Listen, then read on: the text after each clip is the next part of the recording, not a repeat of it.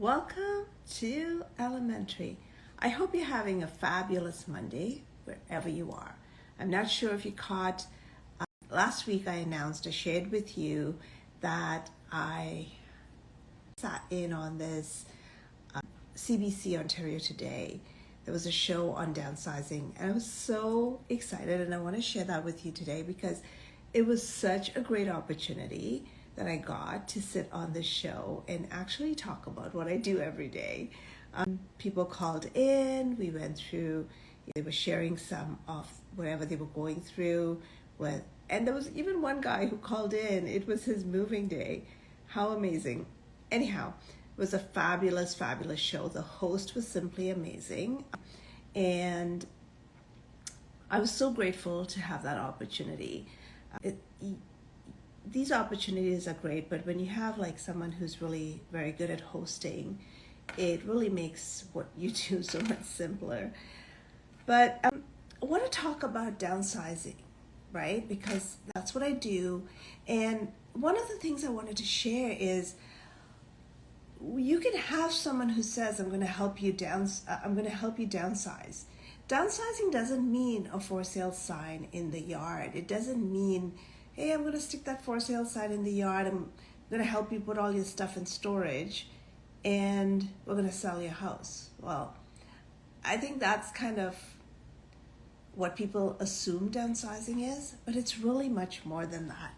If you're just any family can stick their stuff in storage. It doesn't have to be a downsizer.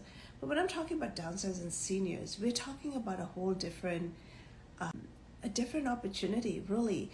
It's for someone who, downsizing seniors should be working with people that specialize in this field, only because they do much more than just, hey, let's put all your stuff in a storage and let it go there to die, really, and pay for real estate that you don't use, and it's $300-400 a month that you could end up spending in a storage locker. But really what we're talking about is truly downsizing, sending someone in, helping the family or helping the couple or whoever, if it's a single person, helping them get to the stage where they're actually getting rid of some of their possessions, some of the stuff that they may not be using anymore. They're probably in a house, and how many of us go out and buy all these duplicate equipment like for our kitchen and stuff, right? The one thing I wanted to break forward is I think people stop before they even start because they feel the overwhelm of downsizing. And like I said earlier, just putting their stuff in boxes in a storage locker is not the solution. And one of the things that I help clients do is more than just that piece. It's actually dealing with the downsizing element. It's dealing with the major part, like what to get rid of, what to keep, what to donate, that kind of stuff. And one of the things that we talked about on the show last week was your kids don't want your stuff. Your kids don't want perhaps even the Royal Doulton that you may have. And that's the part where we as parents have to understand, or as generations go on, that our kids are probably in a smaller house. They want to live minimalistic lives where they don't have so much stuff that they have to constantly clean. And more than likely, they don't want all of your furniture, and even if they are great antique pieces, they may not have the space to even hold them. So it's a matter of doing a couple of things with it. Either you take the furniture and you let someone else learn to love it, or you donate it, or you sell it and make a little bit of money.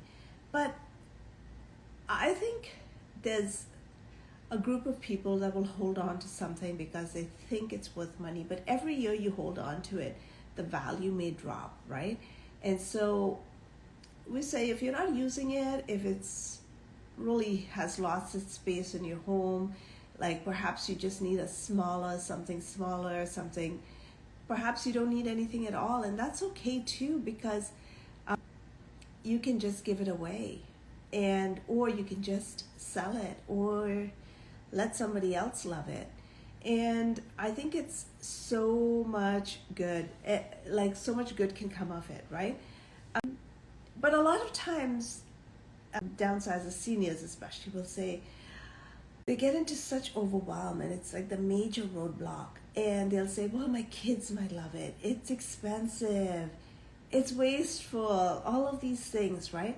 But more and more people, I can tell you one thing, more and more people are actually wanting to take on like pre-used, pre-loved items because they are looking at it, well, I could get it maybe a little cheaper and perhaps I can get it for a better deal and I can get it home and use it in my house.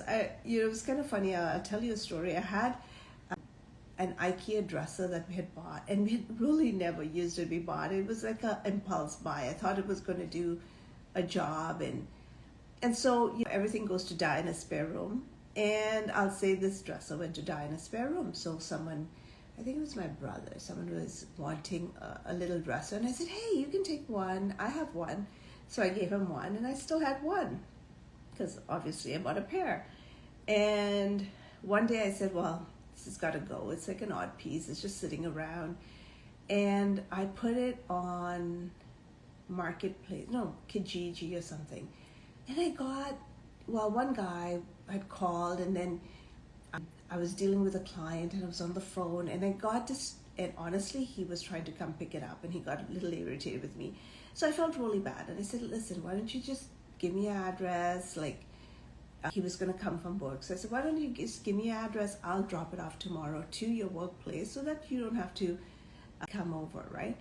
But he was like, he obviously got a little ticked off. So he's like, no, it's okay, it's fine. So I'm like, okay, that's fine. At least I offered. I didn't really want to do it. But I kind of made a mistake. Like I didn't take his call. So therefore, I needed to fix it, right? So having said that, I put it back on for, like it was still on for sale. And a few seconds later, like lady messages and she's like, do you still have this? And I'm like, yeah. And then she's like, yeah, okay, I'm coming to pick it up. And I'm like, right now? It's kind of late. And she's like, yeah, I'm going to come right now and pick it up. And so they show up and his mother and daughter. And she's like, oh my goodness, we went to IKEA and we wanted to get this. And I was like wondering why she was in such a rush to get it.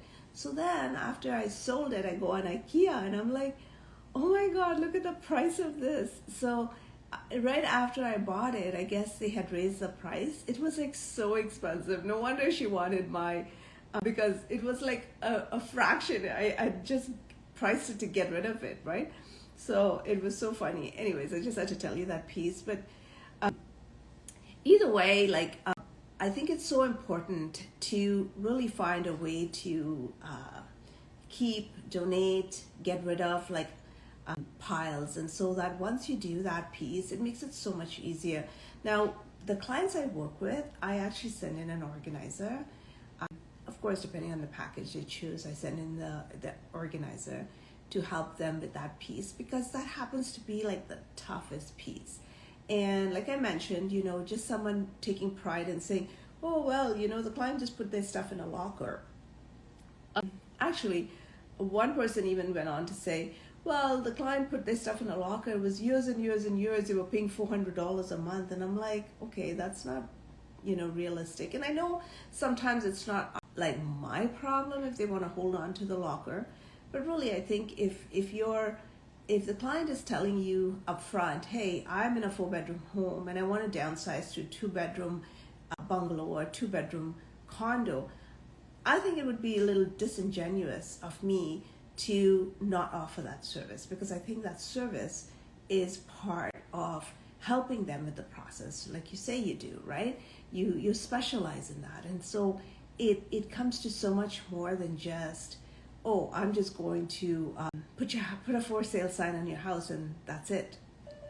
So those are a couple of things. So and once you're dealing with someone who's maybe a senior or maybe their spouse passed away or they're much older, they get very emotional at this stage when they're doing that piece. So it's so hard to really kind of be able to walk them through that process, be patient with them, help them through it so they don't feel like they're alone, so they don't feel like, oh my goodness, I can't do this, because not all the time, like the kids are busy, the kids are working, the kids have got kids and they have to, they're running around with their kids. And so a lot of times you're helping them with all of those pieces. And it's so important to make it like a priority to be successful. So when they move into their new home, they don't feel like they're overcrowded. They don't feel like they're drowning in boxes. They don't feel like now they have to take out all these boxes and find a place to put it. And so it's so important that you help them with that piece. So I give people quick tips, and it doesn't have to be a downsizer. It don't have to be selling your house, but the way you can keep it manageable. I am, like, I'll say, the biggest culprit as well. We all have like things that we get. Like, I don't like to take knickknacks, tchotchkes from anyone because I feel like they're just going to go and die in a spot in my house. And I say that because some people like that stuff, and I don't like little knick-knack things, whatever, because I feel like they just collect dust and then they get buried, and then I don't want to give it away because someone gave it to me as a gift. And you know how it is, right? We all feel that way. And so what I say to people is, if you are trying to get on top of like just decluttering, right? So they say like, hey, start with one drawer at a time.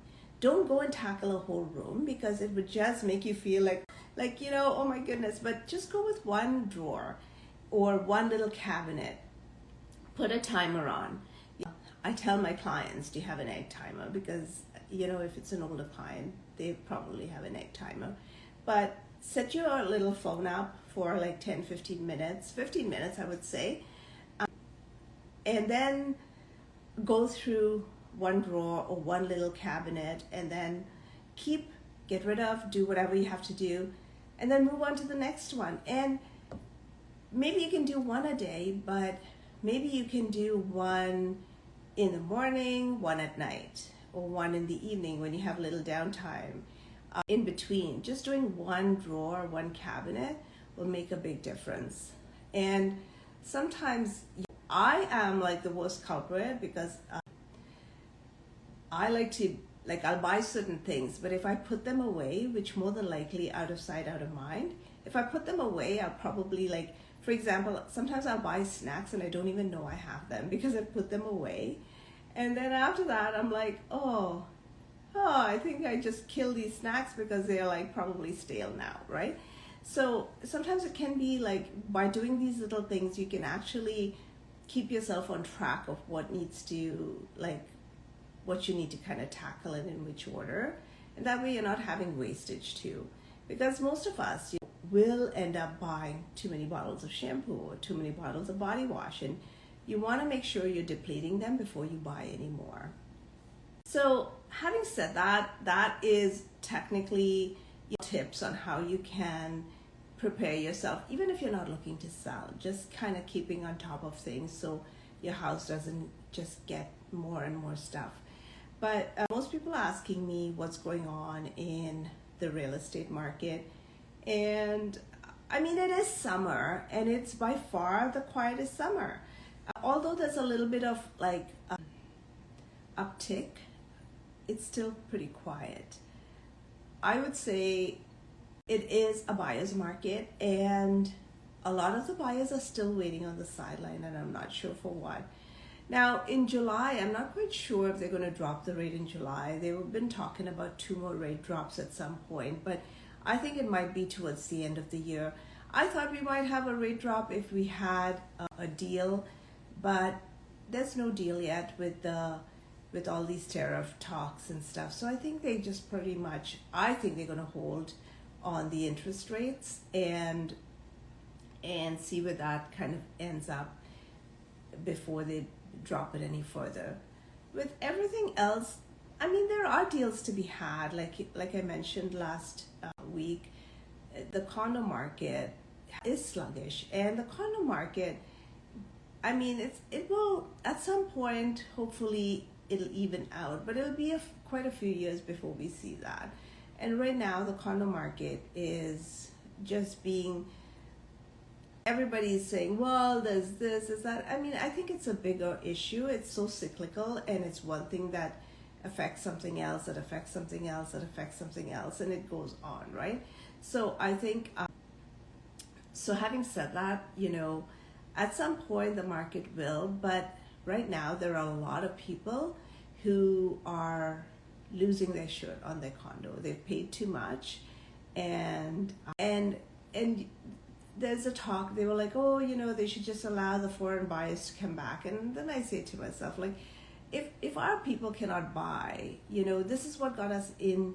Now, some people will say, well, foreign buyers were not buying as much. But let's be honest, we are like the mecca for money laundering. You know what I mean? Canada is. People have been like money laundering like no tomorrow. But this is what I mean when we say if our own kids and our own loved ones and our own young people cannot afford properties and buy a house, by opening it up to foreign investors, how is that going to make affordability, or how is that going to make housing affordable? So it's still going to be an issue, and it's still going to be pretty harsh, but there's a lot of uncertainty, and so I think there are some people who are afraid. I have so many sellers that have decided to wait before they put their house up for sale, but I also have a lot of buyers, and the buyers are also scared. And I'm not the kind that pushes people. I mean, listen, if you're scared and you don't take a chance, you don't take a chance. That's on you. If the prices go up tomorrow and you cannot buy into the market, that's on you. That's not me. But at the same time, people are really, really afraid. And so when people are afraid and they think no one else is buying, then they tend to not buy. But the moment the market opens up again and everybody starts buying, you see the same people who are getting priced out of the market will be looking to buy, and they're going to be priced out again. So all we say is, like, it's really impossible to time the market. But it is a good time to understand the market and make a good decision if you're looking to buy. So I'm not quite sure if you have any questions particularly about the housing market, or where rates are going to go, or what's going to happen. And there's so much noise out there, right? So people get even more fearful because there's so much noise out there. So having said that, I would say to people, look, it's probably not a market for everyone, but it's a great market to see where you land. And if you are looking and you're looking to buy, then you should really consider and see if the numbers make sense for you. And even if you're looking to sell, you have to consider and see if the numbers make sense for you too. Actually, I was out this weekend, and one of my clients were telling me, like, they were considering, moving up, selling their current home and moving up, because even though they have another year left on their mortgage, they were going to take a look to see what those numbers would work out to. And I said to them, well, go get the numbers, and then we can work on them. Like, once you see your penalty, how much you owe, how much you qualify for, and once you know that, because then you would actually be able to figure out what would work best for you, right? So having said that, and seeing no questions, I'm going to say goodnight to you guys. So thank you so much for joining me during your dinner hour, and until next week, we'll see you then. Bye.